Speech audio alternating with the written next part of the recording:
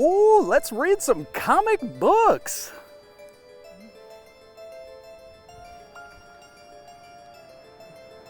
Where the hell am I?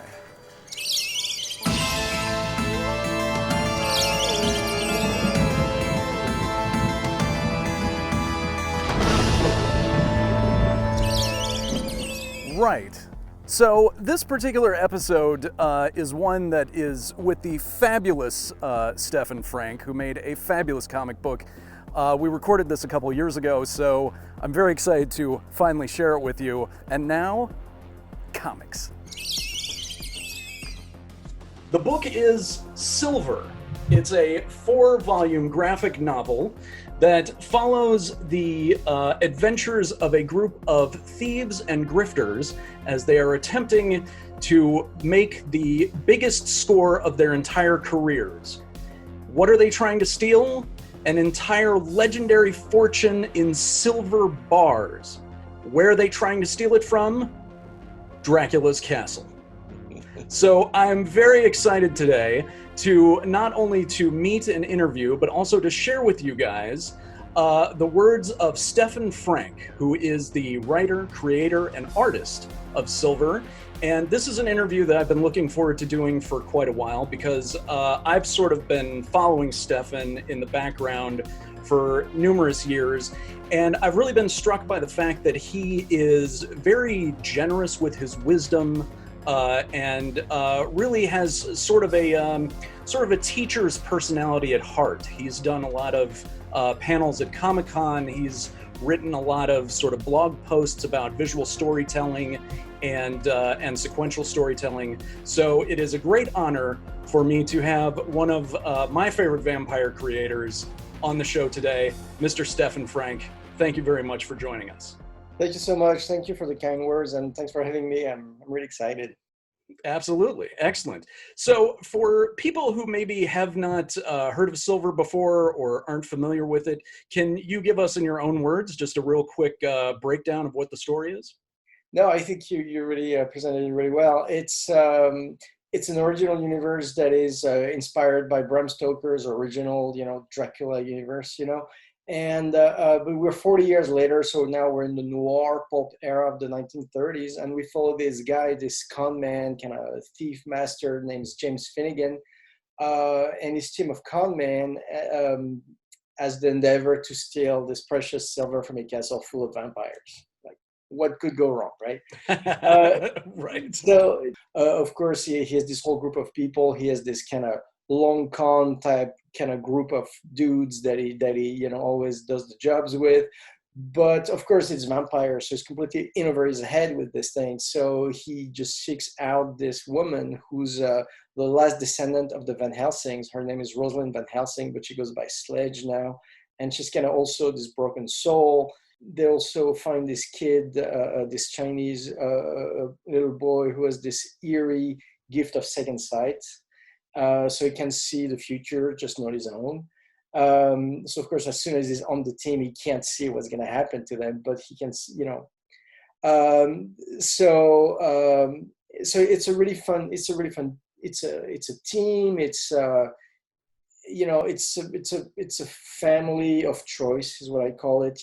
Broken people who kind of find themselves and figure out, but it's first and foremost, it's a big heist movie. It's a big long con movie with all the twists and turns that keeps you guessing, and it's inside of a big pulp adventure that is kind of epic in scope, and so it's really fun. That's excellent. That's excellent. Now you, I know just from reading other interviews with you and that sort of thing that you took a lot of inspiration from various movies in just sort of not only the subject matter but the visual style for the comic. So let me ask this question: a lot of creators these days have started comic books as a means to try and sell a movie idea. Was that what Silver is, or did it start off as, no, I just really want to make a comic book, and if it happens to turn into a movie, then fantastic? Yeah, it's definitely the latter. Like for me, where I grew up in this kind of what I would, to me, it was a cave of wonders of storytelling, which is that when I was a young child, my parents had a store in the outskirts of Paris. It was like a local kind of community store, you know what I mean? Like, because there was not a lot of stores out there. But it sold, books, comic books, everything from cigarettes to DMV, stickers to, Okay. so everything, like everything that the community sort of needed, but like the storytelling of it, the comic books, French and American comic books, magazines. They even had records at some point, until they figured they weren't hip enough to keep up with the right records to buy, and toys, all that stuff. And so I grew up in there, and I kind of took it all, and it's, of course, they had back to school supplies. So there was like the drawing supplies, from the nib to the drawing paper plus my dad had a photo studio in the basement of the store. So he would like take family portraits and stuff like that. He would like process films for people and stuff like that. So they had sounds like your parents put you in a custom-made environment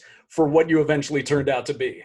Yeah, so like nature or nurture, whichever you want, but it kind of came together there. So it planted that seed, but what's interesting is that not only I had access to all, because I had like these Super 8 films, of animated movies, Errol Flynn, whatever, it's just crazy. So to me, it was all one thing. And so growing up and taking all that stuff in, and immediately being in an environment, both in terms of the support my parents were giving me, but also just the availability of stuff. So I had this privilege to be able to not only take it in, but being able to actually do my spin on it and try to, serve it back. But like a key period for me was when I was in college, and the great graphic novels of the late 80s came out, your Watchmen, Dark Knight Returns, the Howard Chaykin stuff, all that stuff, And at that point I was like, wow, they're doing the great American novel with this stuff that I love. And so I always knew that I wanted to kind of tackle that format, something that is as thick and immersive as a novel, but do it with like my sensibility for comics, also my sensibility from all the film work that I've done. So there's an accessibility and a linearity and an immersive kind of nature to the storytelling. And so that's what this thing was.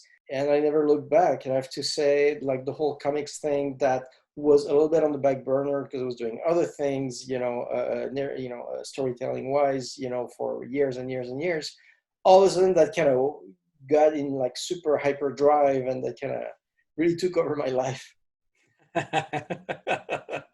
Excellent. So then maybe you can give us just a little idea of where this particular story came from. Yeah. So I feel like there's always two sides where like those type of stories come from, because not my motto, but the thing I always say about the business we're in is that it's about telling the most universal stories in the weirdest way possible. I say that all the time. So I think every story we tell, part of it comes from the weirdness and the geeking out of it, and then there's the human side. So as far as the geeky of it, so again, going back to when I was a kid, growing up, there was this TV show in France, I grew up in France, of course, as you can hear, that was called Midnight Cinema every Friday night. And it was this extremely well curated collection that they would air, like literally, like they would start at 10:30 at night, and I had like school on Saturday morning, so I was like, but still I watched it, and they had everything. It was very much black and white, and it was everything from your, like Citizen Kane and Fritz Lang and Todd Browning and all that stuff, but also like your BZ movies, like Nick Carter, versus Fu Manchu or some stuff like that, right? Right. And so it kind of ran the gamut, and but it was in black and white, and it was mysterious. It was like what we would call like a pre-Google Map world, where the world was a big and mysterious place where stuff lurked in the shadows. That and so all those gangster movies, monster movies, sci-fi movies, to me, they kind of, in my mind, of like barely like fighting to not fall asleep little kid, like on a school night at midnight, right? It kind of all melted into this kind of meta world of pulp, is what I call it. Gotcha. Where, right, to me, it was all one thing. Where you could, be with gangsters in New York, like, see, you'd be in a Cagney movie or like in The Thin Man, because I love, and then you would take a plane to Europe, and all of a sudden you're like on the moor chased by werewolves, and you would take a plane to like India, and there would be this lost city or something of Atlantis or whatever, and so to me it was all one thing. So this idea that you have, that's in black and white, this world of mystery, and that is both impressionistic and expressionistic, that both has elements of adventure, horror, gangster, and screwball comedy, but there was a huge element of this movie. Right? That became the world of Silver, where you can have, conmen and gangsters in New York who stumble upon this artifact, and now, shit, we're on this mission to the edge of the world in the world of monsters and vampires. That's the world that this stuff came from. Like the A movies that are made today are like the Z movies of when we were kids. Just you put like all that greatness and that meaningfulness into them, right? So like the ability to take what at the time was considered like a minor genre or whatever, and just elevate it, because guess what? It's right next to Citizen Kane, and wouldn't be nice if one bled into the other, right? And that's what movies are today, right? Right.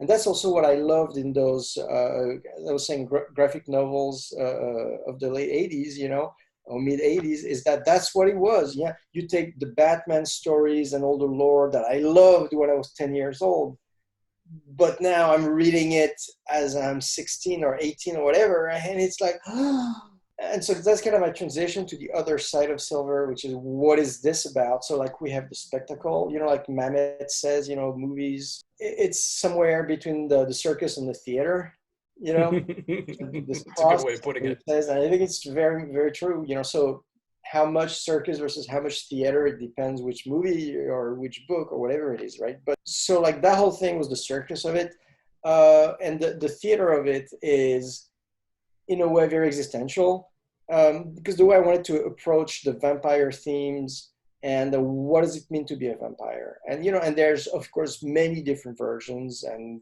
you can do what it goes from glamour to whatever, and in my version I really wanted the vampires to be the dead. They're not glamours, they're not super heroes, they're not handsome devils, I mean, although they are actually handsome devils, but they are the dead. They're dead inside their rotting corpses, trying to keep up the appearances and try to, most importantly, feel alive.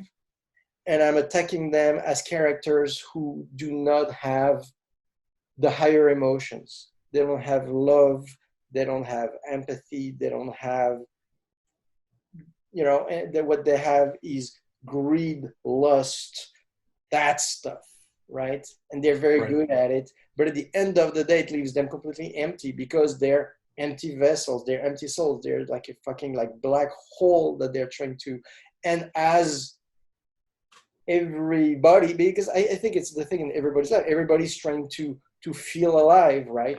To be in the moment, to feel the moment, and I think a lot of ways that people kind of try to feel alive is to kind of tickle the dragon's tail and to kind of play with their mortality. That's why people smoke. That's why people do drugs. Tickle the dragon's tail. Right? I've never heard that before, but it's apropos in a story about Dracula for sure. Yeah. Sorry to interrupt. Please keep going. Oh, no. Well, actually, I didn't. Where this expression came from? It's actually a real thing. Like when they were making like the first atom bomb, like in Los Alamos, they had to see like if the thing, so they would like bring like the two isotopes or whatever close together just enough to start a nuclear reaction, but not, not close enough so it actually blows up. And so they Right, call right. it tickling the dragon's tail. Oh man, that's a good term, and Yeah, that is a great history lesson for where that comes from. yeah. That's awesome. And so, but I think in a way that's what everybody does. Everybody's tickling the, you know, dragon's tail to kind of, because testing the limit of your mortality, that's why people, bungee jump. That's why people engage in any sort of risky behavior. That's why people who are in deep emotional pain, who can't feel, kind of try to hurt themselves. People try to feel, right, and to feel alive, And so, as everything, things are defined by their edges. You know what I mean? So, And this actually this comes to one of the main sort of emotional points in Silver, and this is a question that I wanted to ask, after getting halfway through the comic, is that the vampires seem to Silver is what causes them harm and right, can kill them, right, and yet you've got Dracula keeping this fortune of yeah, silver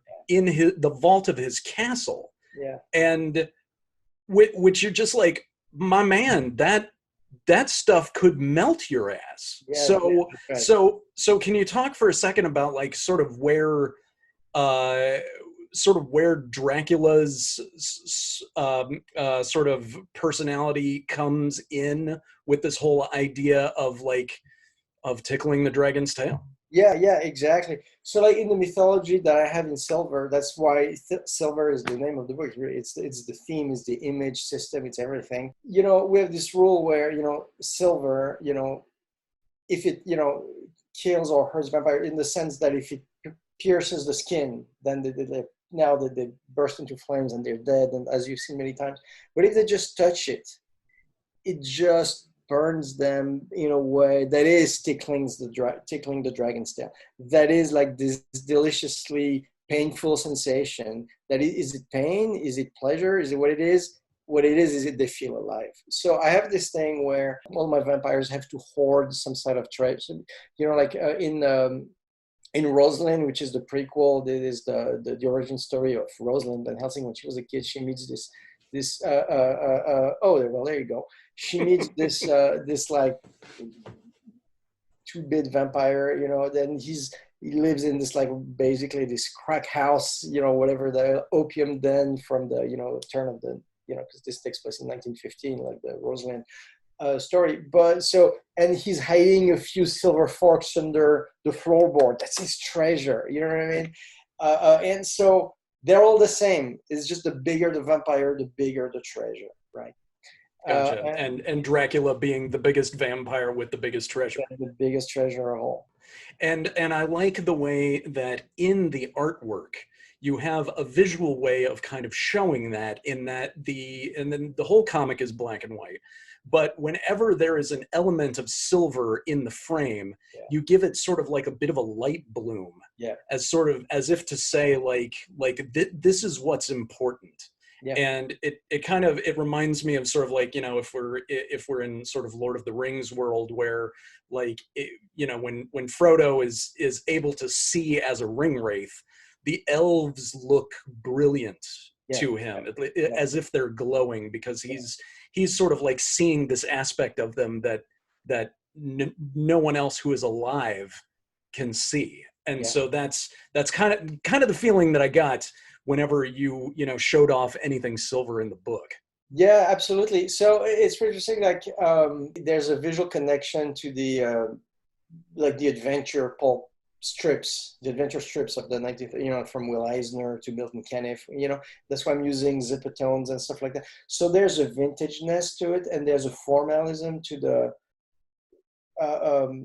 to the presentation of it, that makes it in a way vintage, but at the same time very modern, because it feels very radical, and it's really cuts through it, because of course the way that I'm approaching it is with a modern sensibility, although it's reusing those elements of style that are classic and not so much in use today in other things. But I was just going black, white, and a transitional tone. that sometimes reads as shadows to the light or light to the shadows. It's an interesting transition. And then on top of that, as you said, just add this kind of modern feel of a glow on the silver so that it pops and it just becomes like the beacon in this world, that the thing that everybody's tracking and everybody's trying to get. That's excellent.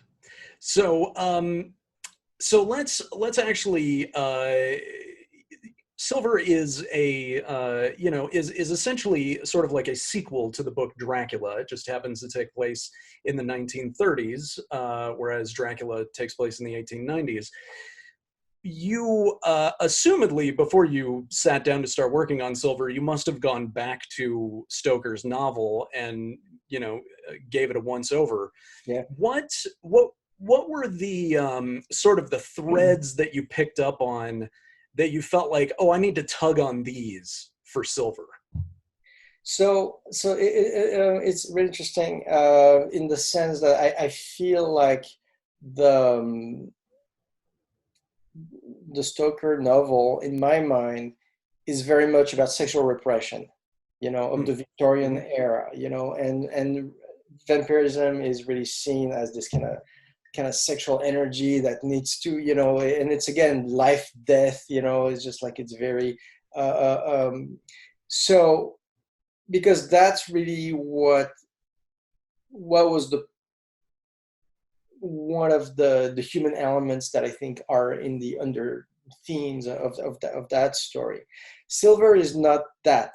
Silver is coming more from it's inspired by the movies from the 1930s, so that you had the Hays Code and stuff like, and so it is not a movie. So, there is kind of romance and it's kept under, there's not a single kiss in the movie. I mean, there's people getting involved with other people, but it's not the point of the story, and it's done, and the way it's approached, again in keeping with the vibe of is screwball comedies, where right. it's a romantic friendship and human connection between a man and woman, but not a hooking up story, right?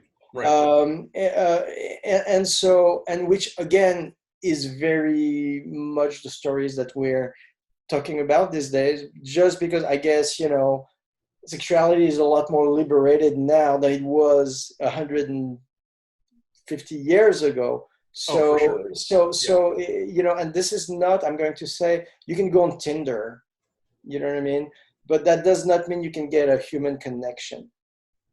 And I think that is the challenge of today. So in terms of the interpersonal relationships, that is more like what Silver is doing. I'm very proud of the fact that it's readable by kids. I have 8-9-year-old reading this. There is nothing in it that will be unsuitable, but at the same time, as an adult, you receive it differently, and but it's really about those characters who somehow are not living, are that, like another way that I speak of it sometimes is I say all those characters, Finn, of course, the heroes, Rosalind, Tao, they're people who are extremely good at what they do. Him being a thief, her being a vampire killer, the kid, you have to see, it's a fun thing. But so they're great at what they do, but they suck at life. And no pun intended with the vampire thing, but they do suck at life with a, and running out of chances to get it right. For various reasons, and so he's it's funny, he's a con man, right? And the thing in real life, I mean, we all have heard this said, right? Like you hear about, like, a friend calls you and says, "Man, I just got taken, it's so cruel and cold," and somebody gets, or an old person on the phone gives away their social security number, whatever it is, right? And then you go like, ugh, vampires, right? Because really there's a deep connection to me between con man and vampires, which is the whole premise of the book, which is that those are people who live on the outskirts of society. They are disconnected from productive emotional relationship with people, right? Um, and their main mode of dealing with relating is by taking. It's their predators, right? And so you have the con man, like so people like Finn and stuff who are figuratively soulless. I have the vampires who are completely soulless, and you clash the two together. And who's gonna find redemption and who will not? Then you gotta have to read to see. But that's the whole fun of it, right? Like, and so. Right. I would say this is where it connects emotionally or more existentially with the Stoker novel, which is it's still people desperately trying to feel alive, whether it's sexual repression that is standing in their way, or whether it's just human alienation from and the inability to relate to other people on an empathetic level. Doesn't matter. It's that, right? That tension between living and not living, the undead, right? They're not dead. They're just not living. Doesn't mean they're dead, right? But what does it mean to live, to be alive? Is it to walk the earth for 5,000 years and cheat death that way? Or is it just walking around for 5,000 years and you're still not living? You know what I mean? So that's the thing. Gotcha. So, as sort of a follow-up to that, what in your mind uh, happens sort of between the end of Stoker's novel, where Quincy and Van Helsing and Harker and the boys kill Dracula right outside of his castle, to where the story of Silver picks up? What is Dracula doing during that period of time in your mind? That's my favorite question to answer, because one of maybe my favorite character in the book is Dracula, which we don't find him until the second volume, I believe, deep into the second volume, because we have to go find him, but he's this, to me, you have all those vampires who are incredibly nihilistic. Like I said, they're like empty pits of darkness, right? And so was he. But through his relationship with Mina, this little pilot light started shining in the dark, and then he got extinguished. What I imagined plot-wise happened, after, Dracula's, after the Stoker novel with him, is that he actually did not die in ways that are not explained in this arc, but will be explained in a different arc. He actually does not die, and gets restored to himself, but his vampire self. But now there's been a bell that's been rang that it can't be unrang. There's a little light in the dark that cannot be unseen. And now he's a horribly tortured character, because he's definitely not of the living, and Mina is long gone, and stuff. So he's not there yet, but at the same time, the darkness and the shiny stuff lost its appeal. So he's hanging on to his treasures, trying to keep all his stuff together. And there's a lot of political intrigues, because in this version, he's like, there's this whole world of vampire that we're kind of lifting the veil on, and that he's their leader, except he's in this funk. He's been for like 30 years, 40 years, right? And so he becomes this character which you really don't know if is going to get that redemption that was once possible or not. And then and there's this other character who I really love, which is Lillian, who's this completely nihilistic vampire. She's like the most, she says, we're gonna, can't remember the exact line, but basically burn down the world and dance on its ashes. You know what I mean? That's gonna be fun, because what else is there, right? Right. And she makes for a wonderful foil in the book. She's and like the thing is that she's trying to, so she's fighting. She has this work cut out for her, because she's in a not literal way, because Mina is dead, but she's kind of fighting against the ghost of Mina, to try to bring Drac back to this complete place of nihilism, right? So will she succeed? Will that work out? Of course, the people can read to figure out, but I don't want to spoil it. We want the king of the vampires to be as miserable as the rest of us vampires. Yes, well, that's the thing, right? And it's not like a moral conundrum in a sort of like Lestat, Louis kind of way, right? It's not like that. It's not, because like in which I love that whole series and stuff, and how Louis, for instance, is struggling with his own sense of morals, which is like, Right. yeah, I don't see myself as a monster, yet I kill people because it feels good and I need it, right? So like, who am I, right? So that's great. That's not what this is. This is just this guy who's like trying to get back into feeling the moments and doesn't know which way is up anymore. Right. And you do there's one of the things that I really like about Silver in terms of the sort of the vampire society that you've created is that you give us a window into it, Yeah. without like stopping to say, okay, here's how it all works. Like we just sort of discover different aspects of who the vampires are, what their social situation is like with one another, all sort of based around this one big event that's happening at Dracula's castle, where there may or may not be a big vampire wedding that might take place. But it's all it's all really it's interesting stuff that we never get the full picture on, but yet get a really solid understanding of at the same time. Exactly. What could you talk for a minute just about sort of like what it was like sort of coming up with this sort of social structure and hierarchy for the vampires? Yes. So like, the first thing I was going to say is what you're talking about is, I think, one of the most important things in storytelling, which is the economy of it, and understanding the scope, the dramatic scope of your story.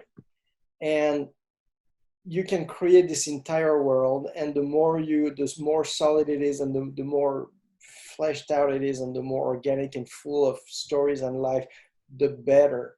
And at the same time, you need to fully be cognizant of the emotional and dramatic scope of this one story you're telling. So it always, even if it's complex, even if it's lifting a veil in this crazy world, you never lose that sense of linearity, that I'm taking you by the hand. If you just follow the rope with me, I'll see you through. I'll keep you Yes. surprised and interested the entire time, but you never feel like we're meandering in weird places.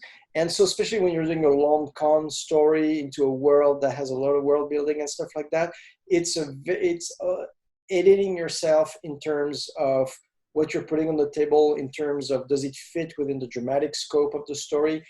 It's a very important element in terms of the sort of the form of it. But to your other point, there's parts where I sort of I take liberties with the Stoker thing, mostly in adding to it. It's more like, well, he told you this, but he didn't tell you that. And Right. so talk about childhood fascinations and mythology and stuff like that. I've always love this idea of ancient civilizations, and sort of like the dawn of time, like 10,000 years ago, 50, the time of Conan the Barbarian, like Yeah. before history was actually, like between the fall of this and that, right? I think this is fascinating, and I'm actually not one much for like conspiracy theories or pseudoscience or anything like that, but I do feel like, there's been humans for like, 200, 300, 400,000 years, on Earth, modern humans, and we only know the last 10,000, maybe there's another 1,000. It feels completely possible to me. Well, and there are definitely, I found anyway, that there are some key moments in the book where you get that feeling of like, oh my God, that thing in that panel is very, very old. Yeah. And you don't find out anything more about it, but it's just like, so that sort of that space that you're talking about, like this lost chapter of humanity, of like sort of a greatness of humanity that we have no context for anymore because there aren't any remains of it around anymore, and of course it's all entirely theoretical, but there is like that's very it's very exciting when you get a moment like that where you're like, ooh, oh Thank you. really, what is that? Yeah. and I'm glad you said that. Yeah, go ahead. Sorry.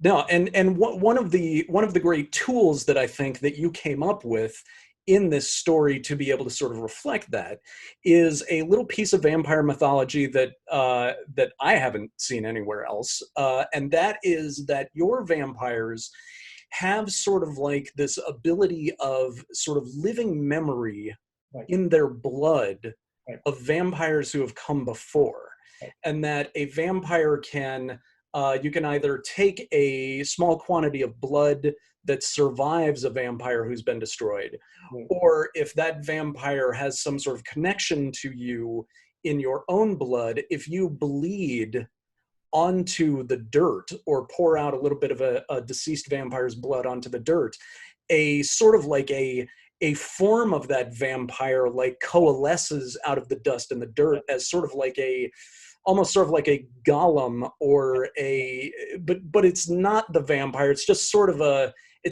a physical manifestation of their memory, Yeah. and they can fight the way they used to fight, and they have a very limited amount of time that they can do amazing things, but they're not cognizant. It's not the vampire coming back to life. It's just sort of a glimpse An of their echo. ancient greatness.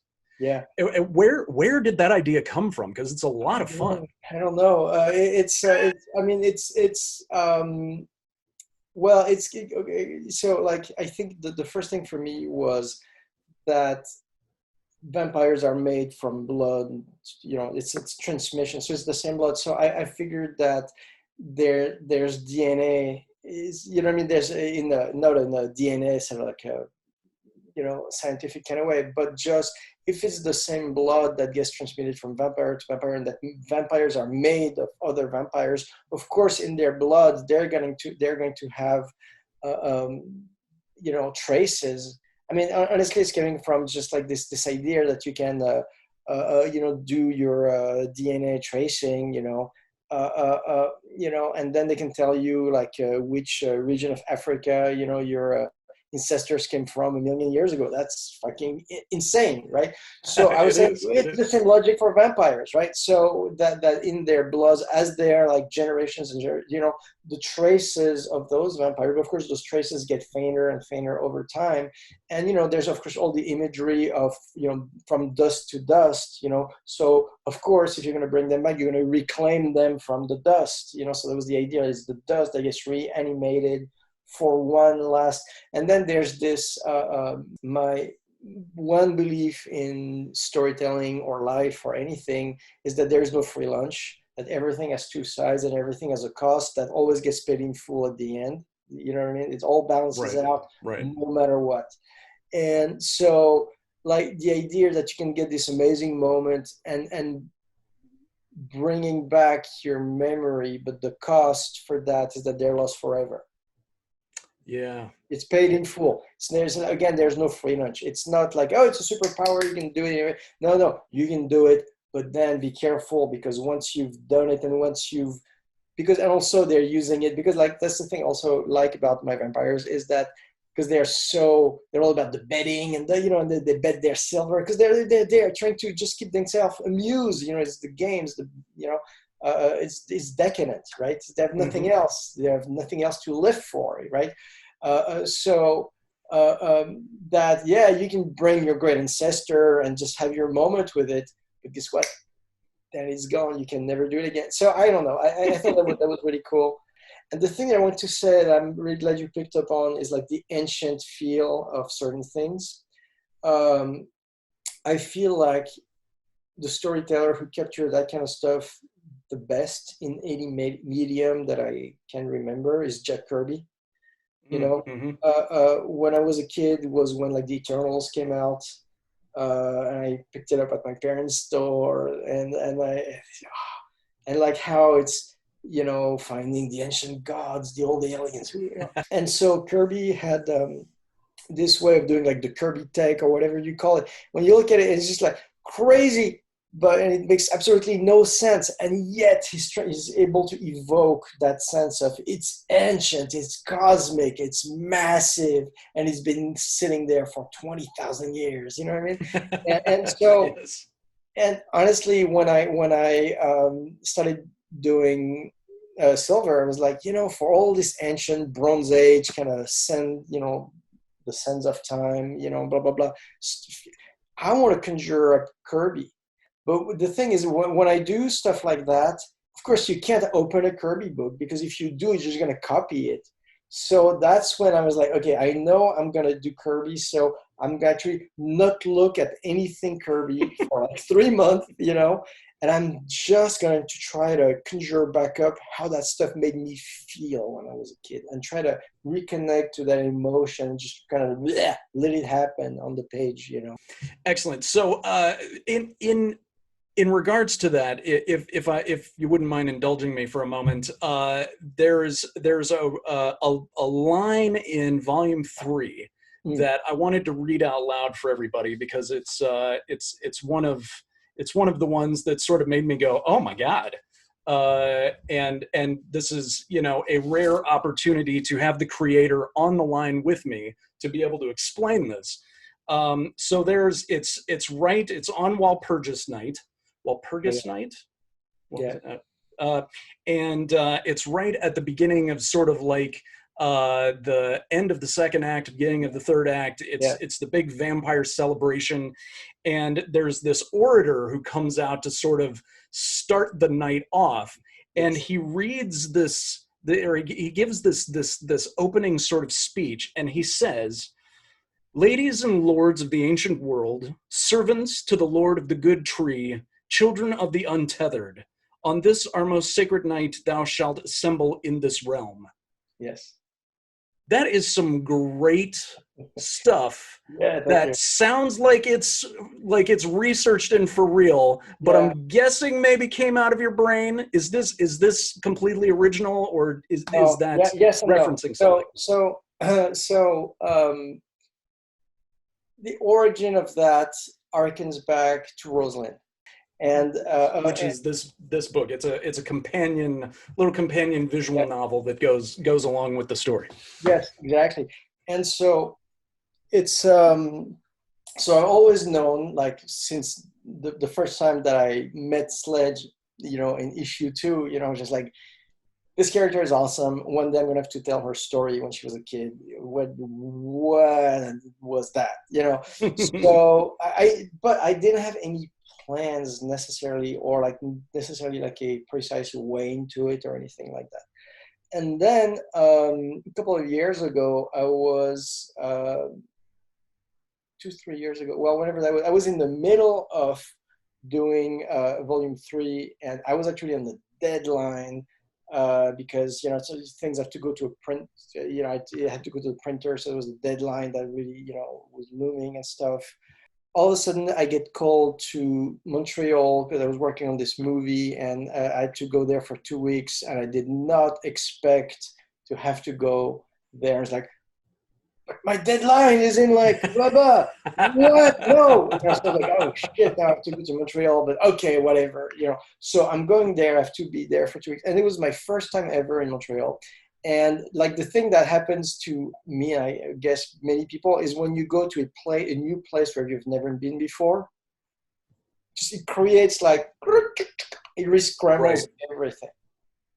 And so I'm walking down the street, like taking in this new city that feels really weird, especially for me, like a French person, you know, originally, where I'm like, it's weird because they speak French, but they're not French, and they speak, you know, they're not Americans, you know. It's just like, it's a different thing, you know. So it's just like, oh, and you know, the city's kind of is really interesting and cute and stuff.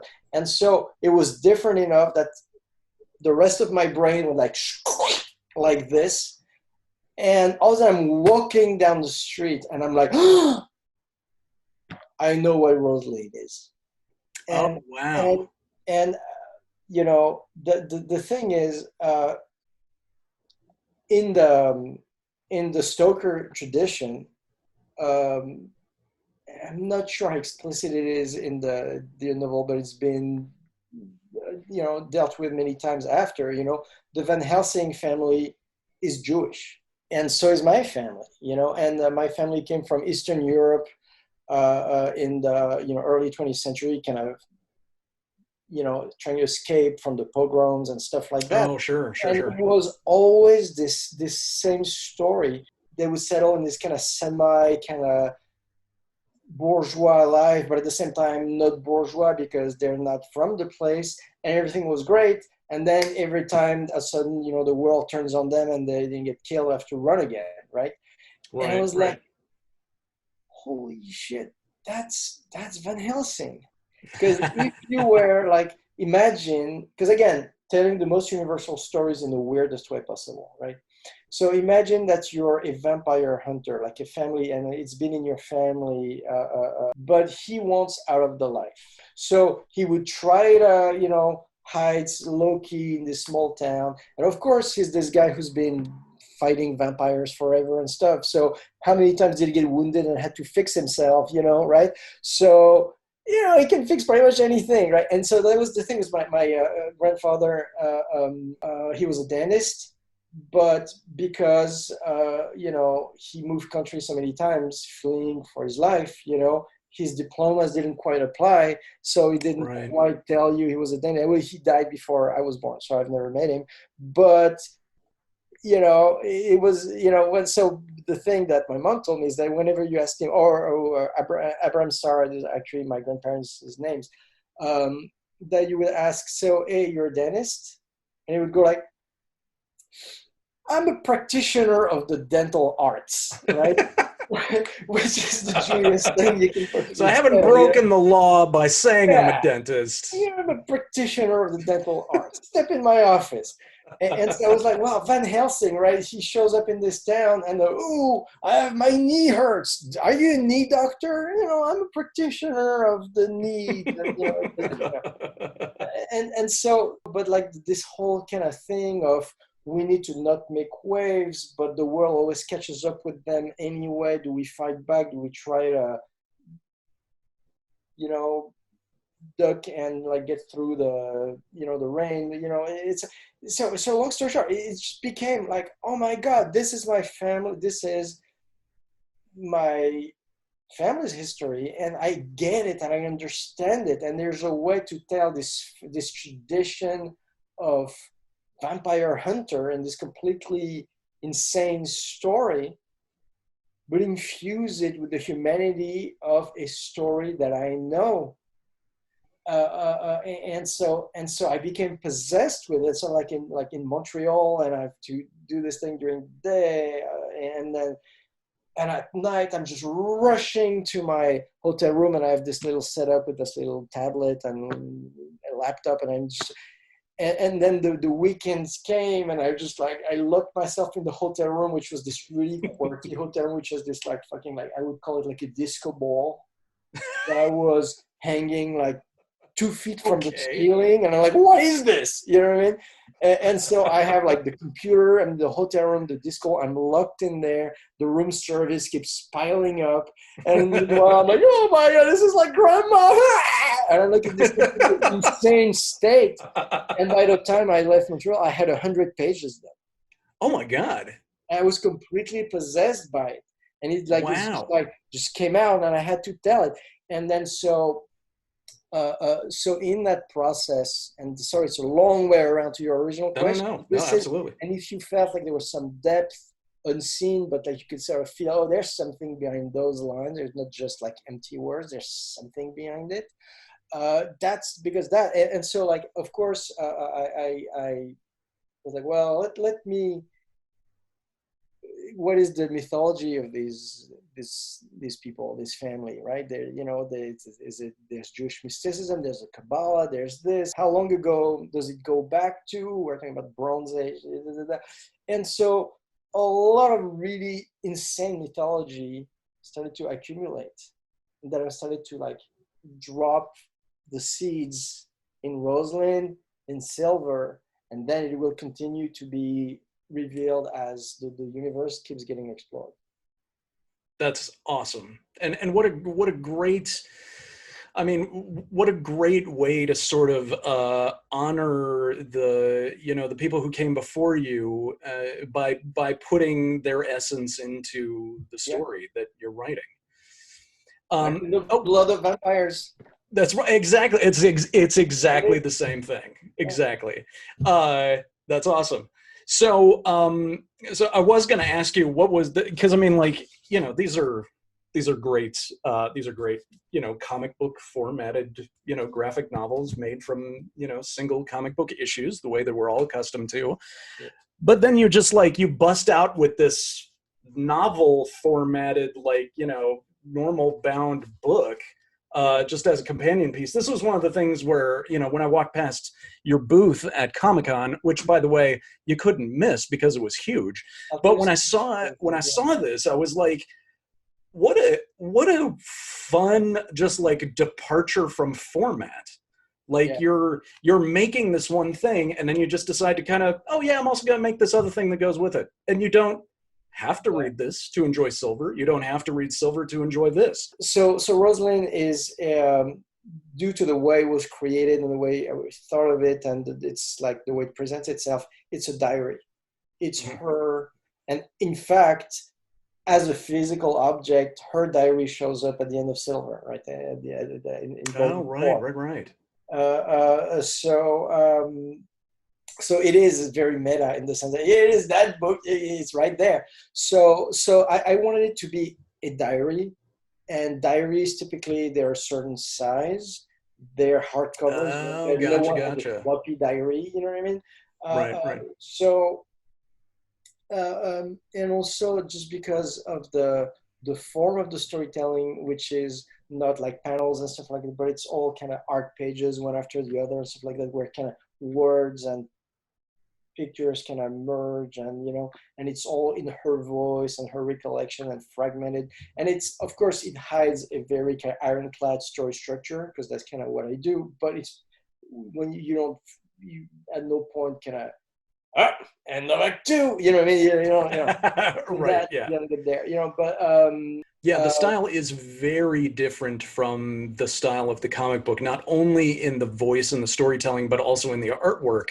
Whereas in the comic book, it's very clean, very, very pulpy, very high contrast black and white, and then you get into Rosalind, and it's very messy, and it's gritty, and there are gray tones and all that sort of thing, and it's narrated in the voice of a child. So it's very cool to hear that the format of the book was also meant to be part of the sort of emotional experience of reading it. That's very cool. Yeah, and it's funny, you brought up something that is also, I think, very important in that book, when you said it's told in the voice of a child.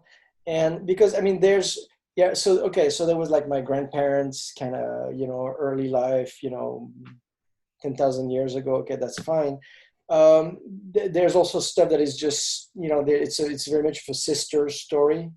And I have two daughters and a son, but the two daughters I saw them growing up together. Sort of, there's a dynamic. There's a sisterhood is a thing, and there's pages in there. They're straight from the memory files. You know what I mean? And that's great. So there's that. But the thing you brought up is that in keeping with like her own history, my mom ended up being a Holocaust survivor, and being on the road alone as a child during World War II and stuff like that with her siblings. Oh, wow. And stuff like that.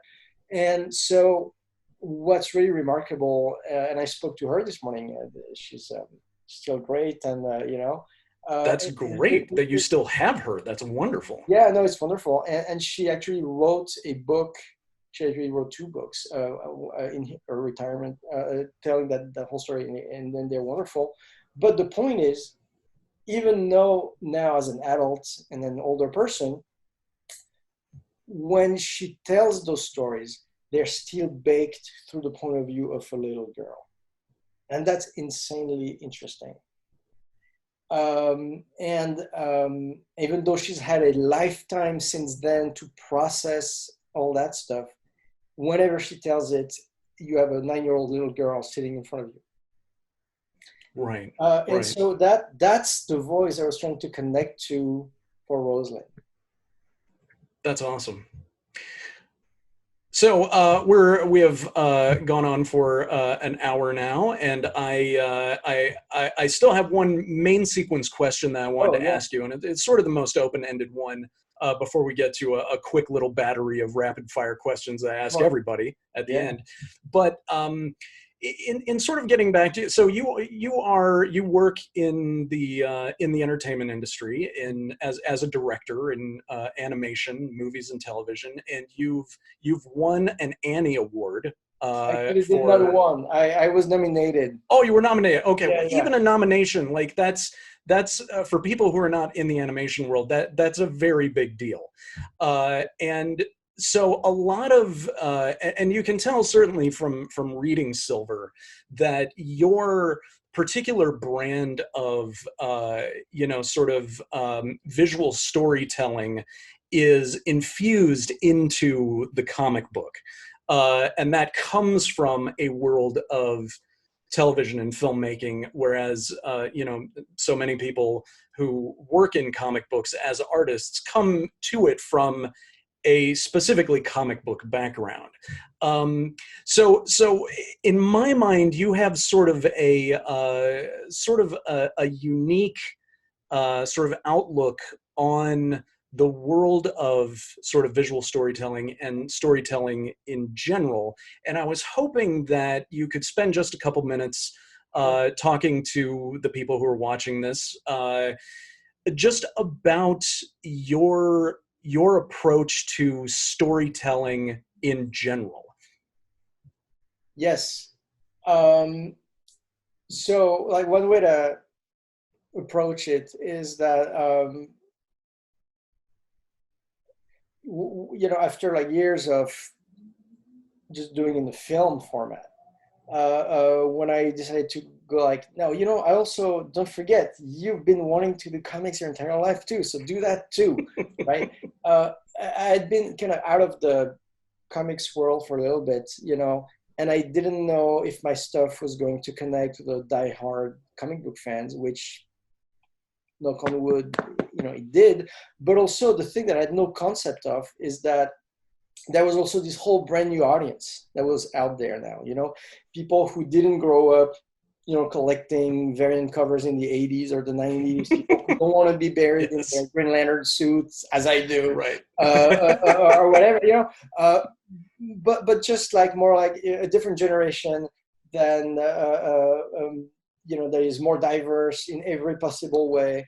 That just discovered, those stories on TV and like the, or the Marvel movies or, all that stuff, and who are now swinging upstream to like a Comic-Con table and are like, where does this stuff come from? Because I love it, right?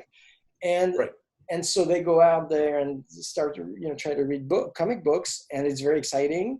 And then like the thing that I hear the most from these types of new readers who did not grow up like we did, with this sort of now shorthand of understanding the quirks of it, that they tell me, man, I'm really disappointed because I'm trying to read comics because I really want to, but they confuse me. I cannot, I don't know where I'm, and they say, but yours, I can read everything. I'm never lost. I'm never confused who's talking or who's or what happens next. I can follow it like I'm watching a movie.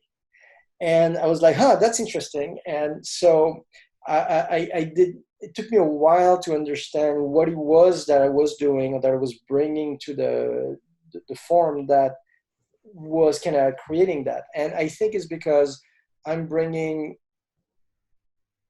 aspects of film language that are, to me, a second nature, and that are extremely simple. It's no rocket, science, right? And just like, don't cross the line every 5 minutes. You know what I mean?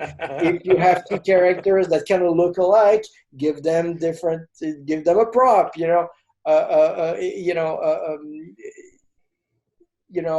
When you're doing a close-up on somebody, unless there's a reason, be on axis, just all the stuff that we know from filmmaking that is, because the thing is that not everybody reads comics, although a lot of them are trying to now, but everybody has seen movies. So the language of movies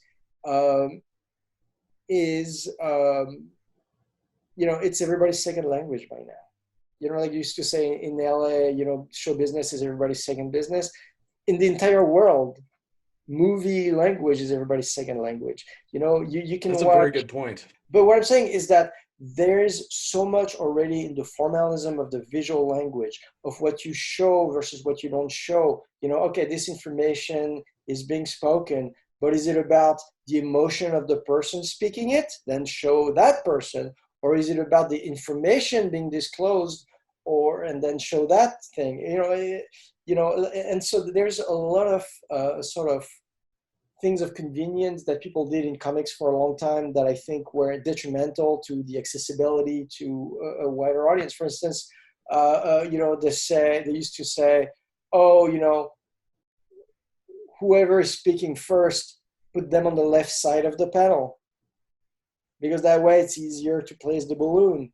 Yeah, do that enough times, and your reader has no idea about any sort of scenic space that can exist, right? Right. And if your skills are not like, to where, and then next thing you know, you don't know who's saying what, So, but I look at it differently. I look at it, no.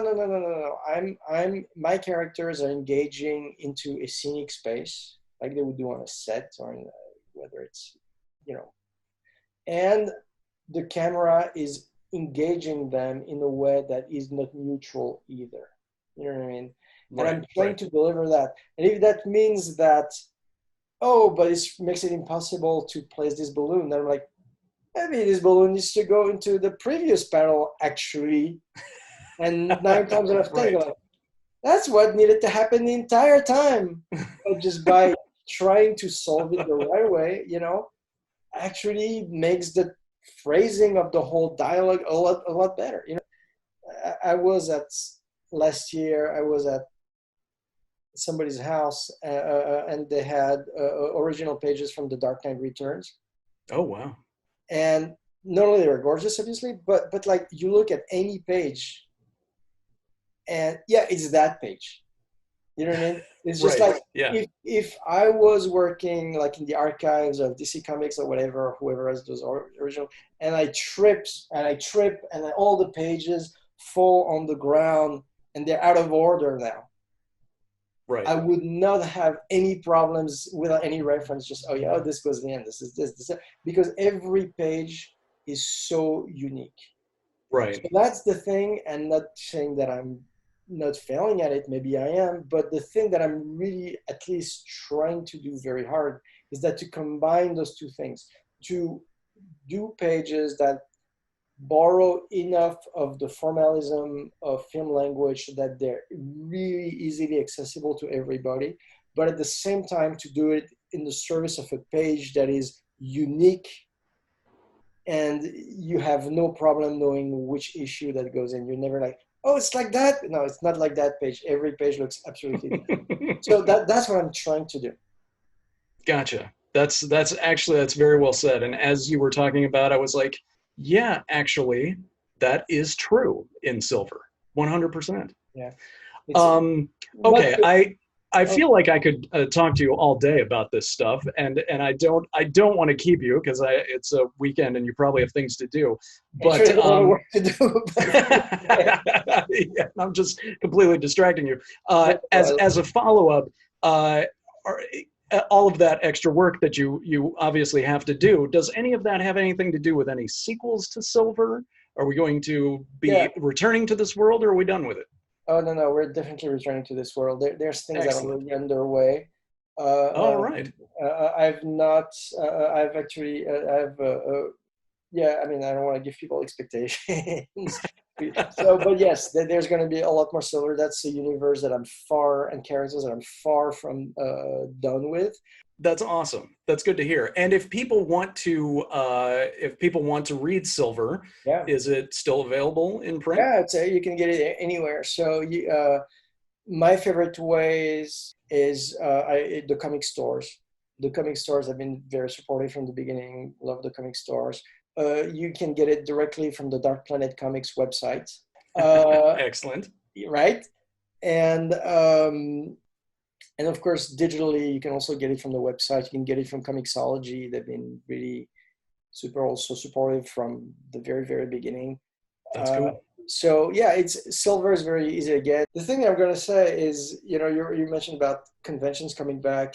Um, like to me, that's a full circle thing for me. You mentioned like that we had a big booth. Yeah, we do because like when I started doing comics, while also doing all the studio stuff, I was like, well, if I'm going to publish, if I'm going to go and spend all this time and energy and hopes and dreams into telling stories in comics, which is an insane amount of work, I want to be in control, and that means, of Right. course, creatively, but publishing schedule, how much copies are available, blah, blah, blah, all that stuff. So that's why at that point I started Dark Planet Comics, which is my publishing company, and that lets me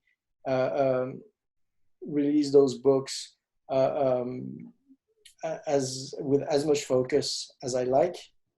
But then, like, yeah, a big element of that has been the conventions, and so people who've seen him at different, because in normal times we do 10, 15 shows every year, Oh my God. I and don't know growing how you up, have time for that. That's not, okay, with a full day job in the entertainment industry, plus you're writing and drawing comic books, that's right. 15 shows a year. Yeah, That's yeah. outstanding. Yeah, and so thank you. And it's because the truth is I love it. And like some of those shows, we bring up like the full pop-up stores. Like in Phoenix, we had like 400 square feet and everything. Oh wow.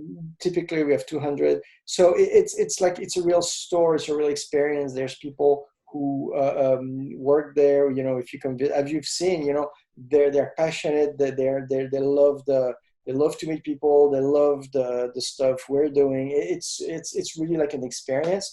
But to me, it harkens back to my parents' store. That's where I grew up. That's Oh where it all sure, started. sure, of course. And it's the because the thing is, when you work for the studios, you're like for years. Like I've it's very abstract. Hmm. Like you never like you work on a movie, you don't go out to movie theaters, shake hands to like thousands of people to ask them what they think of it. It's like, Right, so right. your relationship with storytelling is very, in a way, very distant. Hmm. But with these like hundreds and hundreds of conventions we've done over the years, and maybe not hundreds and hundreds but definitely hundreds, I've shaken at least 100,000 hands. Hmm. And Yeah, with each one of those hands came like a conversation on storytelling, and made right, me like understand how people receive it and what it means to them, and the humility of it and the connection of it, and many things about it in ways that I had not fully. It transformed my entire relationship with storytelling, and I've been doing this since I was 4 years old. You know what I mean? So right. it's the conventions I'm missing sorely right now, Mm, for nothing else, for those conversations and those handshakes and those moments of just shared humanity. right, right. Yeah, I really hope we get to go back to that, Yeah, and I hope it's not too long before that happens. yeah, same. Uh, So I have just five real quick rapid fire questions that I ask everybody just to sort of get a baseline of all the various vampire creators out there. So if you don't mind, I'd just like to run through those real quickly.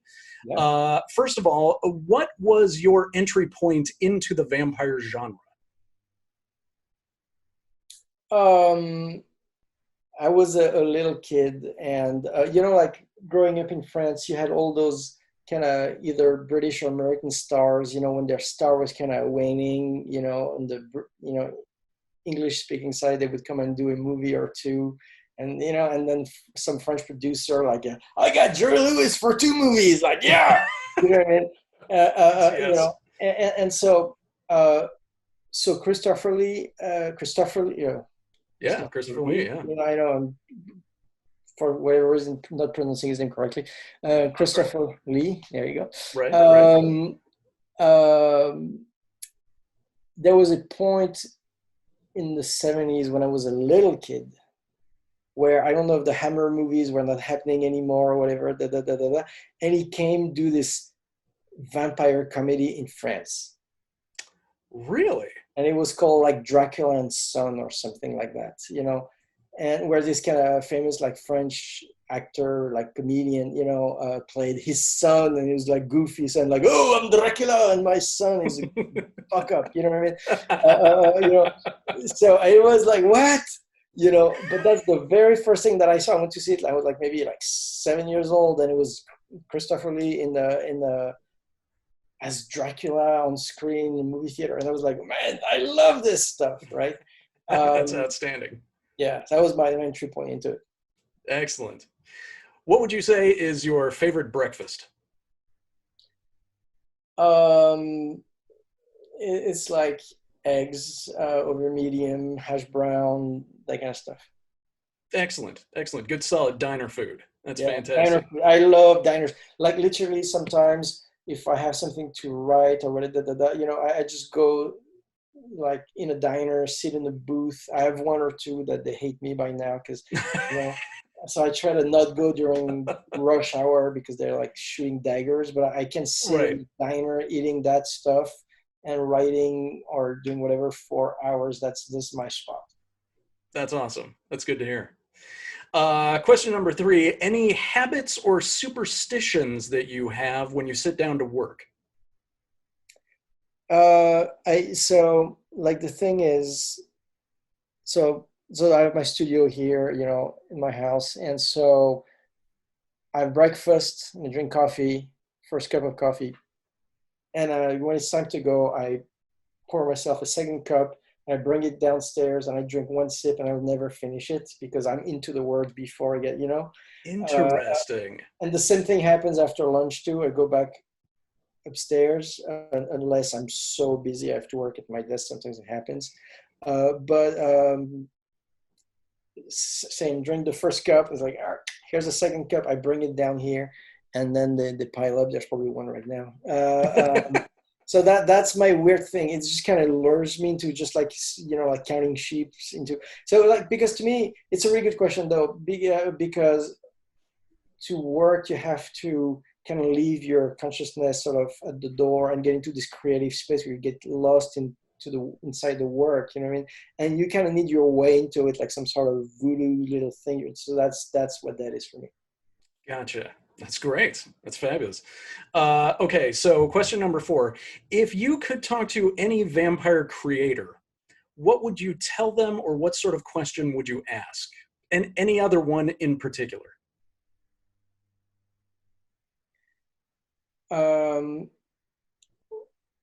so I mean I guess this would be, well, okay, so Stephen King is one of my favorite writers, Excellent. and old things, like generally speaking.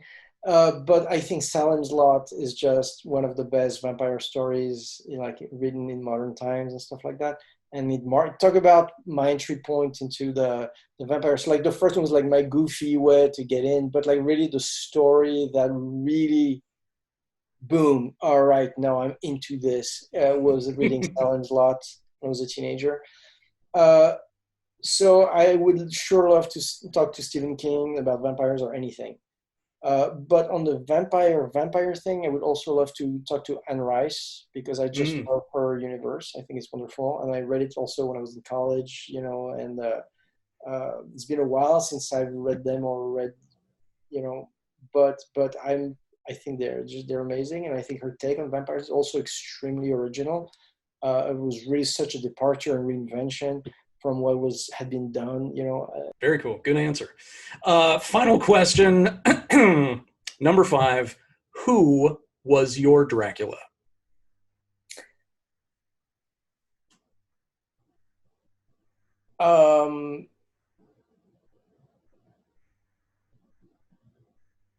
I'm going to say the version that I get invested the most in. I mean, like, again, I grew up with Christopher Lee.